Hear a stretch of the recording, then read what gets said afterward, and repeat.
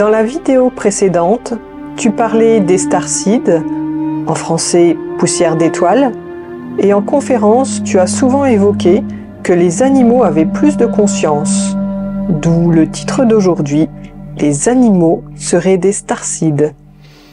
Alors bon, au sens propre du starseed, c'est pas juste parce qu'en fait on va pas reprendre ce qu'on a dit la dernière fois par rapport à ça. On va dire que Dolores Cannon avait défini par rapport à sa perception les starseeds ce que c'était. Moi, ce que je trouve intéressant, c'est que en général, les gens qui ont cette capacité, en fait, de starseed, ont des liens assez étroits avec les animaux parce que les animaux ont énormément de conscience et ils nous parlent. En fait, ils nous parlent pas, comme dans un film à la télé, Dr. Dolittle ou je ne sais quoi, des choses comme ça. C'est subtil, c'est-à-dire que ils nous parlent de nous, souvent, nous envoient des messages et souvent ces messages, on ne les perçoit pas. On n'arrive pas à comprendre comment ça se passe. Alors pourquoi j'ai voulu le mettre sous le titre de starseed. Parce que quand j'ai monté ma vidéo précédente sur les starseeds, j'ai senti une ombre près de la fenêtre. Et puis je me demandais ce que c'était. Et je me dis, tiens, il y a une présence. En plus, je sens une présence. Et qu'est-ce que je vois? Un chat noir qu'on voit souvent près de chez nous, qui n'est pas mon chat, quoi. Mais je veux dire, il est venu sur le bord de la fenêtre. Et il est venu tourner. Et j'ai entendu le message. Il dit, et nous alors? Pourquoi tu parles pas de nous? Et oui. Et je me suis dit, ah oui, c'est vrai. C'est vrai qu'on est proche, on est très très proche des animaux, en fait. Et ils nous envoient beaucoup de messages. Et c'est vrai que j'en parle de temps en temps, subtilement. Mais il serait important aujourd'hui de comprendre leur importance. Ça fait un peu redondant, mais c'est pas grave. Mais ils sont très importants parce que ils sont venus ici pour nous aider et pour nous enseigner non seulement sur l'univers, mais aussi sur nous-mêmes, pour nos blessures. Et on entend souvent des choses, c'est-à-dire il y a des gens ils disent tiens, mon animal il a pris mon mal. On a déjà entendu ça. Ce qui est vrai, puisque les animaux souvent ils sont dans l'amour inconditionnel. Et ils aiment tellement leur maître qu'ils absorbent une partie de leur énergie pour récupérer leur mal, un petit peu comme un magnétiseur, tu vois, qui des fois récupère le mal quand il s'y prend mal. Donc il y a des chats guérisseurs, il y a des chiens guérisseurs, et on en connaît, moi j'en connais quand même pas mal de ces chiens. Pour pas dire qu'ils sont tous comme ça, quasiment, tu vois.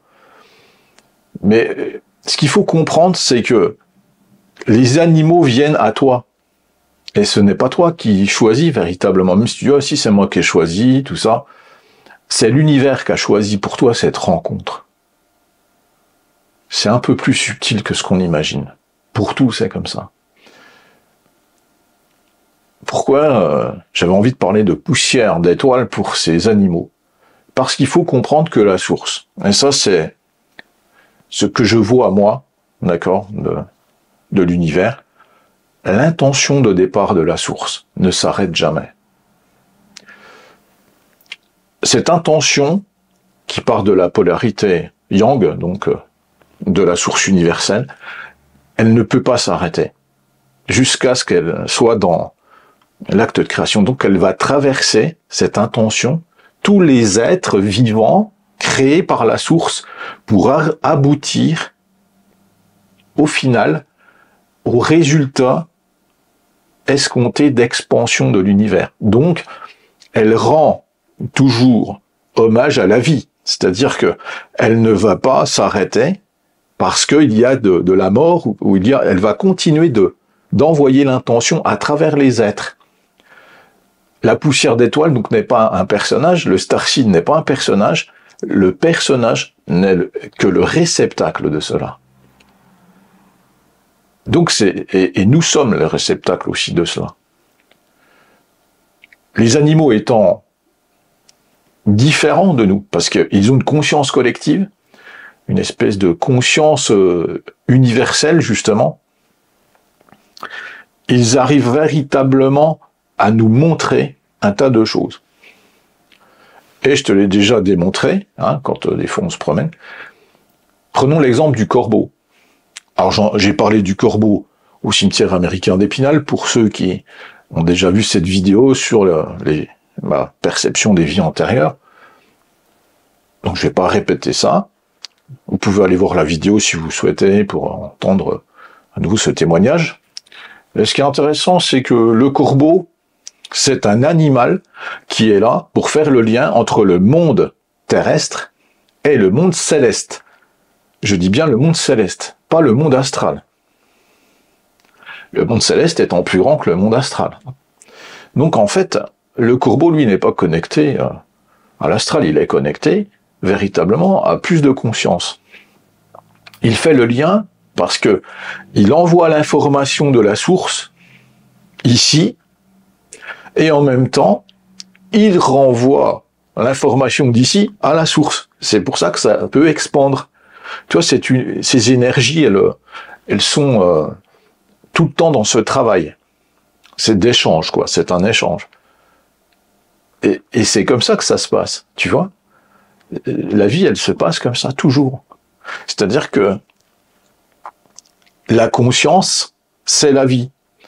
Et pour qu'il y ait de la vie, il faut qu'il y ait de l'échange. L'expansion n'existe que dans l'échange.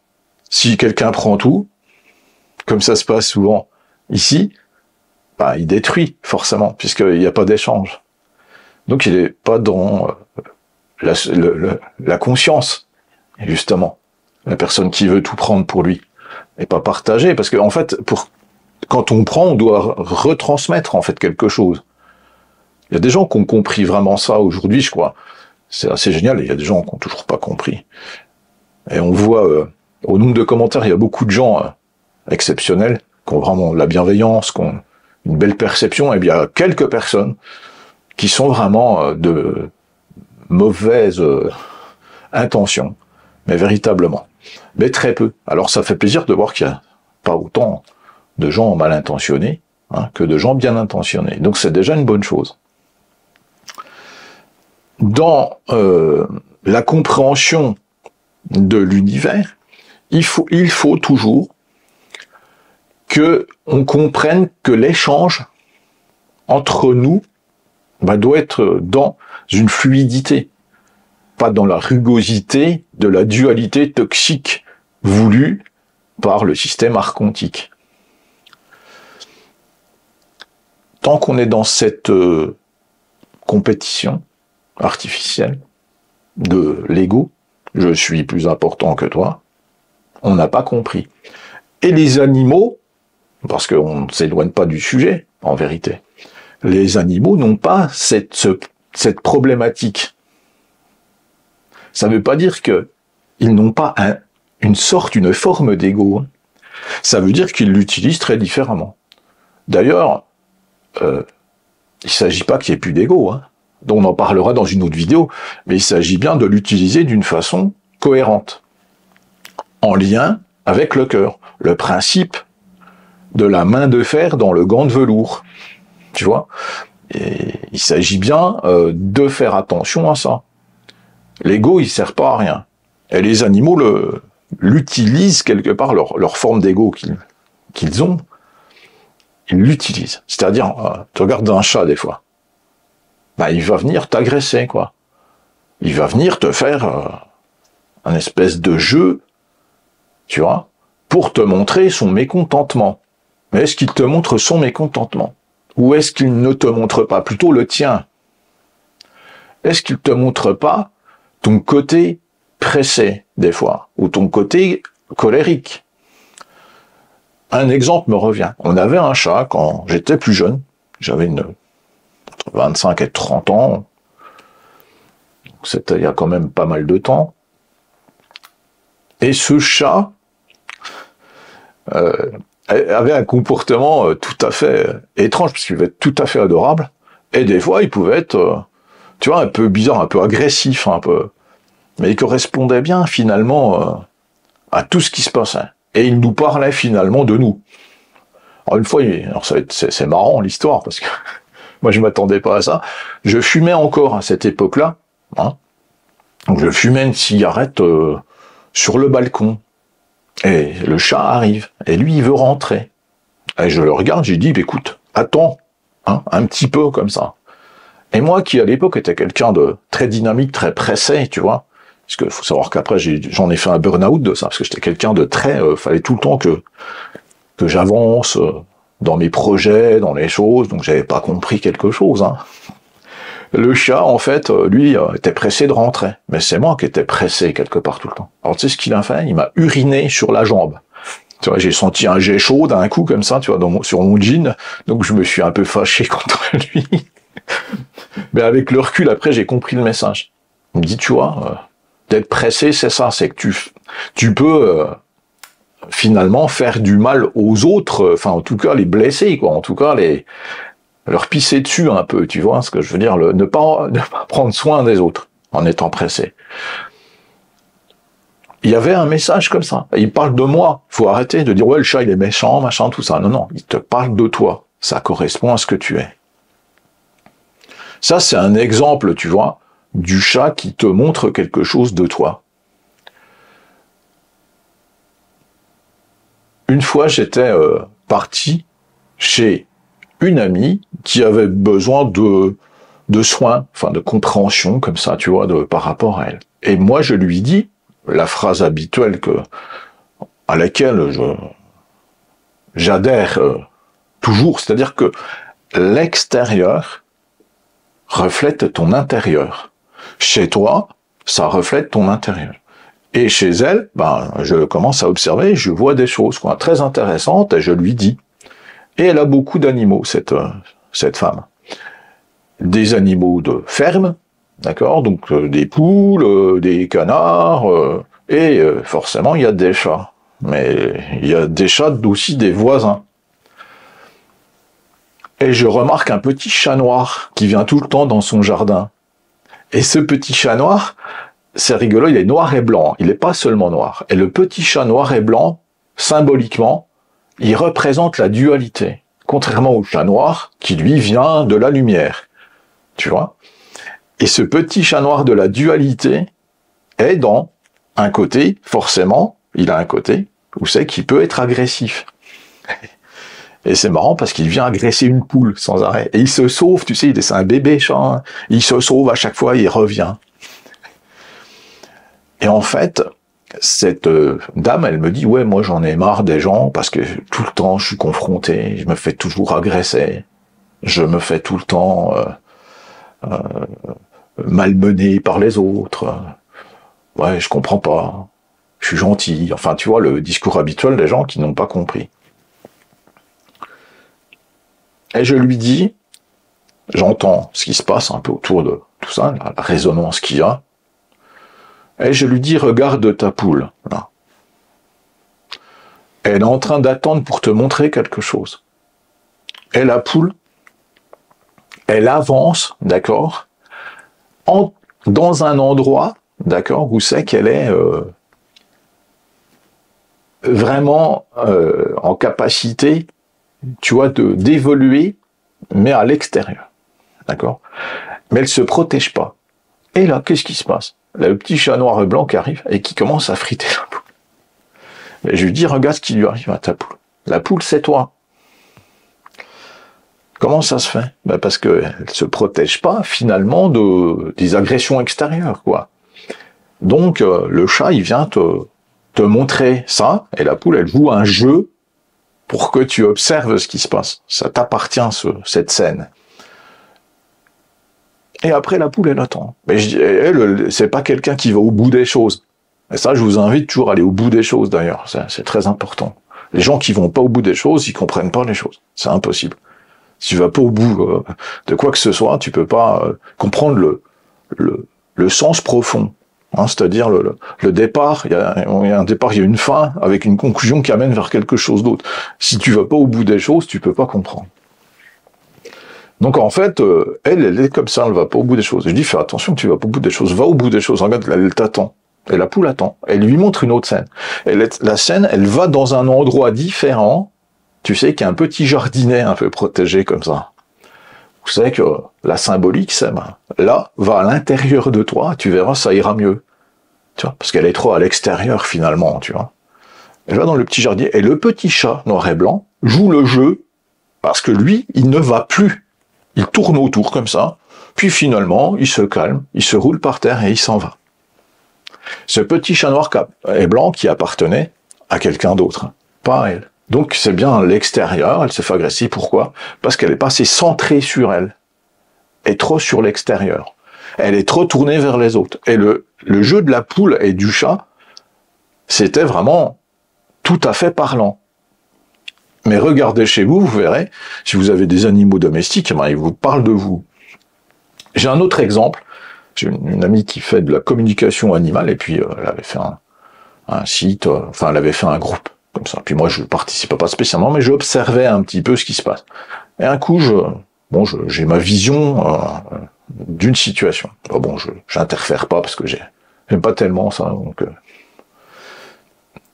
Une dame qui dit, je comprends, ma fille a un cheval qui fait de la compétition. Elle fait de la compétition, ma fille, avec son cheval. Et ça fait 2 fois qu'il est blessé à sa jambe arrière gauche.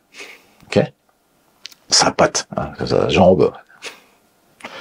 Et en fait, moi, j'essaie d'entendre ce que le cheval dit à travers cette situation. Et j'entends qu'il dit ceci. C'est la compétition de cheval, ça fait partie du passé de ton cœur à toi. La dame qui parle là, qui parle de ce cheval. Donc, je suis en train de te dire que tout ça, c'est le passé.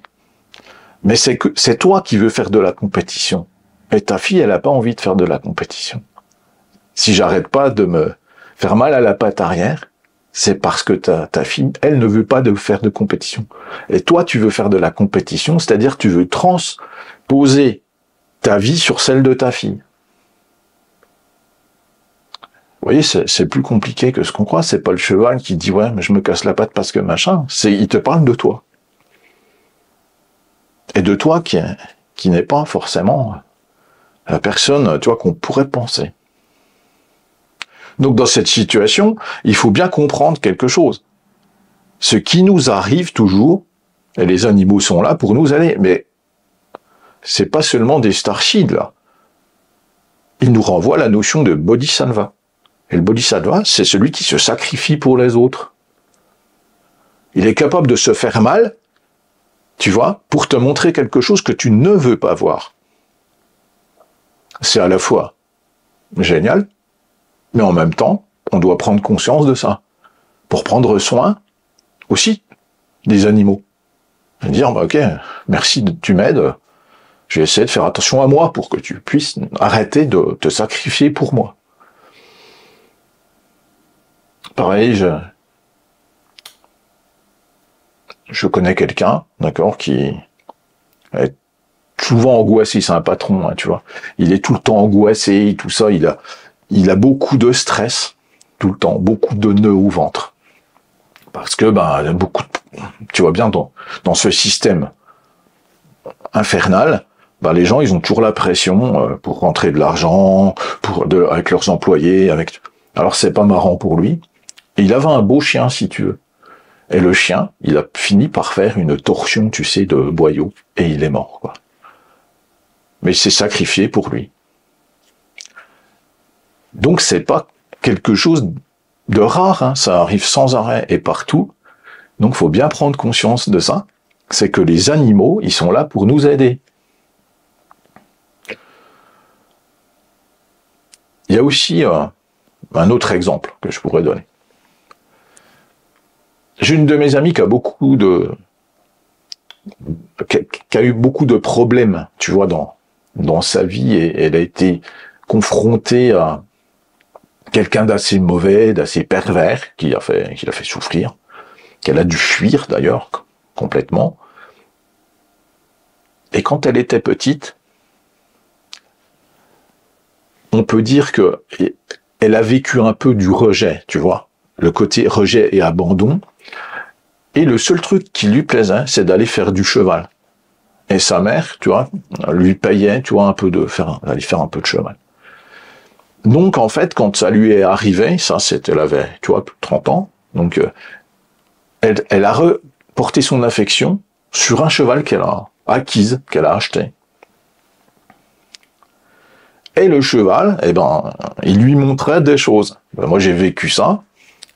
Il était super intelligent, vraiment impressionnant. Il lui montrait des choses vraiment qu'il fallait qu'elle retrouve son côté, tu vois, de la dualité du féminin sacré et du masculin sacré. C'est-à-dire qu'elle avait coupé ses rapports avec l'homme pour se consacrer à son cheval. Mais le cheval, lui, il était là pour lui montrer qu'il fallait qu'elle retrouve un homme dans sa vie, qu'il fallait qu'elle se réconcilie avec le masculin. Et il a fini par disparaître. Parce que c'était une béquille. Donc il a fini par mourir, et là, c'est très très jeune, quoi. Ce qui était très étonnant, il a chopé une maladie, il est mort. C'était triste. Vraiment. Mais c'était nécessaire pour qu'elle puisse évoluer. Et maintenant, elle a retrouvé quelqu'un, mais parce qu'elle comptait plus retrouver personne, quoi, tu vois. Elle avait reporté toute son affection sur ce cheval, et on peut l'entendre. C'était une belle relation. Et elle a aussi un petit chien comme ça. Et comme elle a de la tristesse, des fois il chopait des kystes, tu vois, par exemple. Et les kystes, on sait que ça vient. C'est la tristesse qui s'est mise, si tu veux, dans la matière, quoi, tout simplement. Donc faut faire vraiment attention de bien observer toujours ce qu'ils nous disent. J'ai parlé du corbeau tout à l'heure. Et une fois, nous allions, je ne sais plus, quelque part, et devant ma voiture, tu te rappelles, il y a un corbeau qui est venu comme ça, et qui a marché devant la voiture. Donc j'ai ralenti pour pas y rouler dessus. Donc s'il est venu à moi, c'était pour me dire quelque chose. Et je t'ai dit, t'as vu, il vient de se cacher. Ça veut dire que pour l'instant, la conscience, tout ça, c'est pas la peine. Il faut rester dans l'ombre, il faut rester discret. D'accord ? Le messager doit rester discret. C'était ça le message. Il y a 2-3 ans, 2 ans et quelques, je sais plus. Et on est descendu de l'auto, parce qu'on c'était un parking, ensuite. Et le corbeau s'est envolé sur un toit, à la pointe d'un toit. Et là, il a croassé 3 fois, 3 fois, 3 fois. Ce qui veut dire 333, l'éveil. Donc, il parlait bien de ça. Il dit après, quand il va falloir être dans l'éveil, non pas pour soi, mais pour l'humanité tout entière. C'est-à-dire, il va falloir travailler sur ce sujet. C'est étonnant, mais c'est ce que j'explique souvent, il faut être à l'écoute du Tao, du tout, parce que les animaux font partie du tout, nous aussi, tout ce qu'il y a autour de nous, ça fait partie de la vie, même si c'est artificiel. On doit en prendre compte pour pouvoir écouter et comprendre ce qu'on doit faire.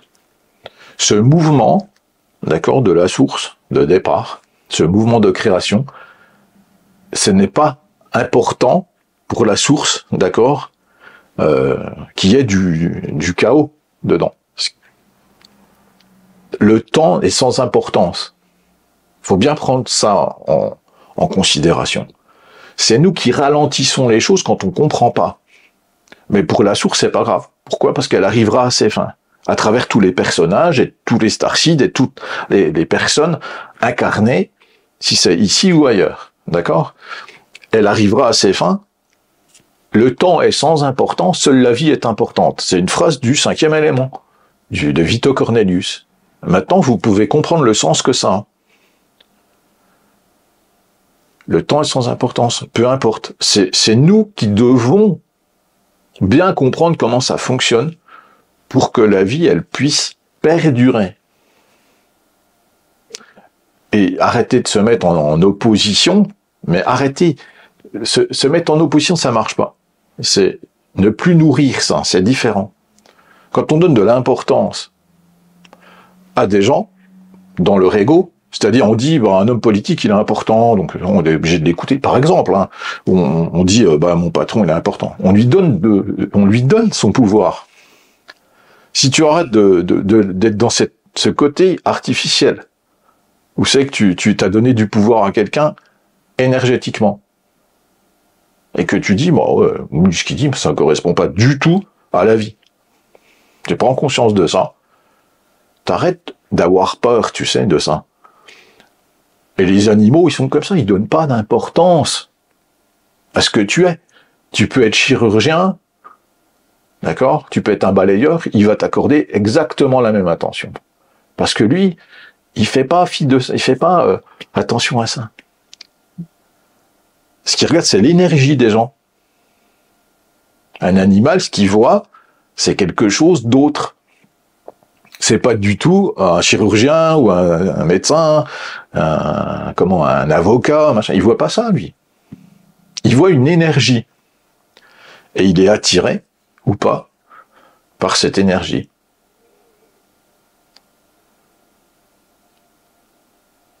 Pour en reparler du petit chien de mon ami, là, qui est un chihuahua, petit chihuahua, il est vraiment adorable, par exemple, avec moi.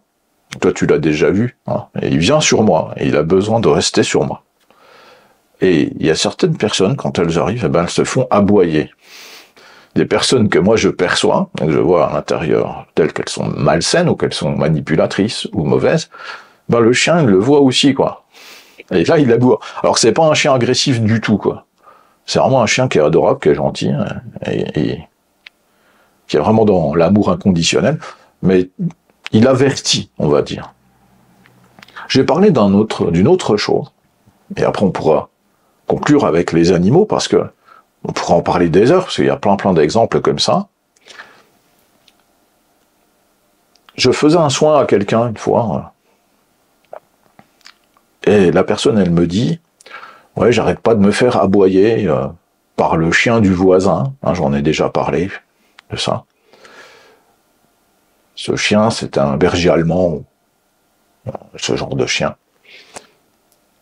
Et donc, on passe dehors pour aller à sa salle de soins à elle, parce qu'elle m'a demandé d'y faire un soin. Et le chien se met à aboyer, effectivement. Quand on passe, il la regardait, effectivement. Puis on arrive, tu sais, au moment du soin. Je me dis, t'as vu un peu, tu vois. Puis mes chiens, c'est pareil. Je rentre, ils arrêtent pas de m'aboyer et tout. Je lui dis, c'est ce qu'il te dit, ce chien? Elle me dit, non. Il te parle, il te dit, t'es en colère. Elle me dit, non, c'est pas vrai. Et là, je lui dis, écoute, si c'est ça, tu peux, ou alors on arrête tout de suite, on fait pas le soin, parce que je dis, si tu veux pas le regarder, on pourra pas faire le soin. Et on a fait le soin, d'accord? On était ok, elle a accepté qu'elle avait de la colère, puis de l'enlever. C'est pas une grosse colère, c'est pas quelqu'un de méchant, de mauvais, hein, tu vois, quelqu'un des colères, pique des colères, c'est quelqu'un qui garde un peu sa colère à l'intérieur, plutôt, hein. Et qui veut pas la regarder, parce qu'elle dit, non, moi je suis pas comme ça. Elle a pris la colère de quelqu'un, d'un de ses parents, tout simplement, quoi, tu vois, de son père, notamment. Donc, en fait, il a bien fallu reprendre, hein, remettre les énergies en place et redonner les énergies à chacun. Quand on est sorti de la salle de soins, donc 1h30 plus tard, le berger allemand, il est sorti, hein, il a sorti sa tête, et il a fait terminé. Plus de colère. Donc c'est vraiment génial de bien être dans l'observation des animaux qui nous parlent et qui nous disent quelque chose. Toujours. Voilà ce que je peux dire. Après, si voilà, vous avez des commentaires, vous pouvez apporter aussi, vous, des témoignages, mettez-les en commentaire sous la vidéo. Ce sera génial d'apporter aussi votre témoignage de ça, parce que je pense qu'énormément de gens, aujourd'hui, vivent ce genre de signes, de synchronicité. Certains le voient, certains en ont conscience, ont compris comment ça fonctionnait, mais beaucoup ne voient pas, et passent à côté. Donc, si ça vous a éveillé, si ça vous a inspiré, eh ben, mettez-le en commentaire et dites-moi qu'est-ce que votre animal ou un autre animal vous a montré. Voilà. Merci d'avoir écouté jusqu'au bout. Et puis, merci Alexandra. Merci à toi. À très bientôt. Merci pour vos commentaires sur la vidéo précédente. Merci aux gens bienveillants qui ont été présents, qui ont fait beaucoup de beaux commentaires. N'oubliez pas que ce qui est important, c'est le message. C'est ce qu'on essaye d'apporter, c'est pas les personnages. Ça veut pas dire que l'ego n'existe plus, ça veut juste dire qu'il faut regarder les choses différemment. Parce que, ici, hélas, beaucoup de choses sont inversées. Je vous souhaite une bonne journée, et je vous dis à très bientôt pour une autre vidéo. Bye bye les amis. À bientôt.